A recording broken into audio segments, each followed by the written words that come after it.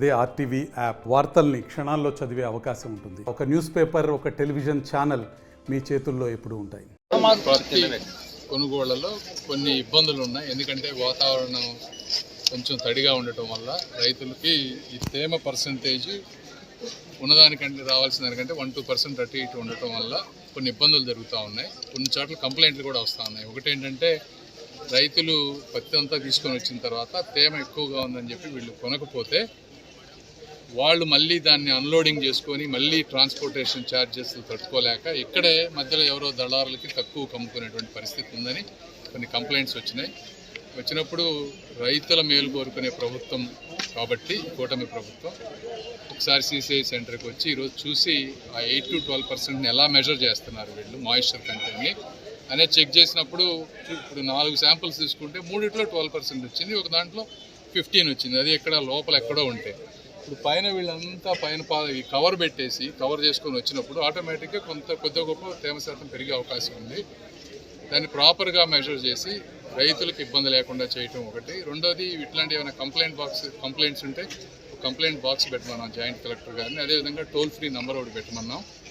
మూడోది ఇవన్నీగా ఇప్పటికి కూడా న్యాయం జరగకపోతే మీరు గుంటూరులో రామాంజనేయులు గారి ఆఫీస్కి కానీ నా ఆఫీస్కి కానీ వచ్చి మీ కంప్లైంట్స్ చెప్పండి. అదేవిధంగా మిగిలిన CCI సెంటర్స్లో కూడా సైమల్టేనియస్గా ప్రతి కొనుగోలు జరగాలి. జరిగినప్పుడు కొంత కాంపిటీషన్ తోటి వాళ్ళకు కొంచెం బెనిఫిట్ జరిగేటువంటి అవకాశం ఉంది. ఎందుకంటే ఈరోజు రైతులు చూస్తే వాళ్ళకి 15 క్వింటాలు బండాల్సింది 7-8 క్వింటాలు బండి వాళ్ళకు ₹1,00,000 పెట్టుబడి అయితే 70 అంటే ఈ minimum central government minimum support ప్రైస్తో కొన్నా కూడా ఈరోజు ₹20,000 నష్టపోయేటువంటి పరిస్థితులు వాళ్ళు ఉన్నారు. వాళ్ళని ఇంకా ఇబ్బంది పెట్టడం అనేది కరెక్ట్ కాదు. వీళ్ళు కూడా బాగానే చేస్తూ ఉన్నారు. ఇక్కడ ఈ సెంటర్ వరకు ముఖ్యంగా చూసుకుంటే అన్ని సెంటర్లో కూడా ఇదే విధంగా ఉండాలి అనే ఉద్దేశంతో ఈరోజు విజిట్ చేశాం. Thank you.